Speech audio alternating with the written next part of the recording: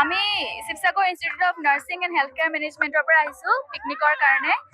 যিহেতু বছৰটো শেষ হ'ব লৈছে তো মানে অলপমান ফূৰ্তি কৰিবৰ কাৰণে ছাৰ মেমহঁতে যোগাৰ কৰি লৈ আহিছে আৰু ভাল লাগিছে প্ৰথমবাৰ আহিছোঁ, ভাল লাগিছে, বহুত ভাল লাগিছে। মই এনেই ঘৰ বেতবাৰীত হয়, তেজপুৰত থাকোঁ। আজি আমি ইয়াতে পিকনিক খাবলৈ বুলি আহিলোঁ। আমি আহিছোঁ শিৱসাগৰ ইনষ্টিটিউট অফ নাৰ্ছিং, যিখন আমাৰ শিৱসাগৰ বনিয়াবাৰীত আছে। তাৰ পৰা আমাৰ ছাত্ৰীখিনি GNM ফাৰ্ষ্ট ইয়াৰ আৰু GNM ছেকেণ্ড ইয়াৰক লৈ পিনে আমি আজি দিচাংমুখত অকণমান ফূৰ্তি কৰিম বুলি আহিলোঁ আৰু। খুব ধুনীয়া, এনেও দিচাংমুখ ধুনীয়া, খুব প্ৰাকৃতিক সৌন্দৰ্যৰে ভৰা।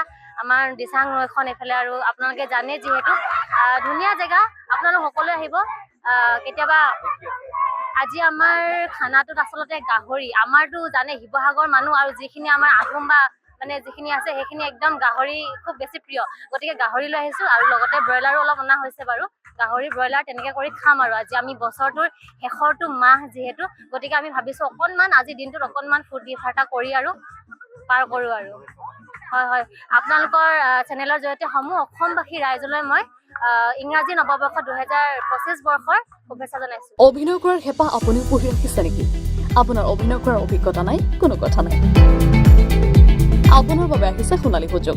29 ছেপ্টেম্বৰত দিনৰ 9 বজাৰ পৰা নিশা 8 বজালৈ বলিউড তথা হলিউডৰ চিনেমাৰ বাবে অডিশ্যন হ'বলৈ গৈ আছে গুৱাহাটীৰ কাহিলীপাৰাস্থিত জ্যোতি চিত্ৰবনত। 5 বছৰ বয়সৰ পৰা 17 বছৰ ব্যক্তিয়ে কৰিব পাৰিব অংশগ্ৰহণ। পঞ্জীয়ন হ'ব বিনামূলীয়া, নিৰ্দিষ্ট ৱেবছাইটত কৰিব পাৰিব আবেদন।